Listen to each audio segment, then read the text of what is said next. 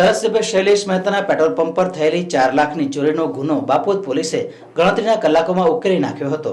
વડોદરાના બાપોદ વિસ્તારમાં આવેલ ધારાસભ્ય શૈલેષ મહેતાના પેટ્રોલ પંપની ઓફિસનો નકુચો તોડી ચોરોએ આશરે 4 લાખ રૂપિયાની ચોરી કરીને ફરાર થવાનો બનાવ બન્યો હતો। પેટ્રોલ પંપના કર્મચારી ચિરાગ પટેલની ફરિયાદના આધારે બાપોદ પોલીસે તાત્કાલિક તપાસ હાથ ધરી હતી।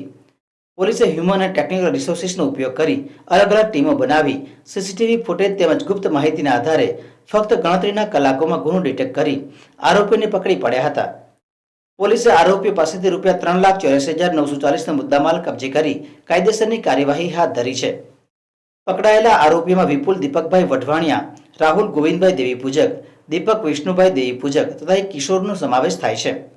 આ કામગીરી પોલીસ કમિશનર નરસિંહા કુમાર, અધિક પોલીસ કમિશનર ડોક્ટર લીના પાટીલ, નાયબ પોલીસ કમિશનર એન્ડ્રુઝ મેકવાન અને મદદનીશ પોલીસ કમિશનર MP ભોજાણીના માર્ગદર્શન હેઠળ તેમજ બાપોદ પોલીસ ઇન્સ્પેક્ટર MK ગુર્જરના સંકલનથી સફળતાપૂર્વક પૂર્ણ કરવામાં આવી હતી।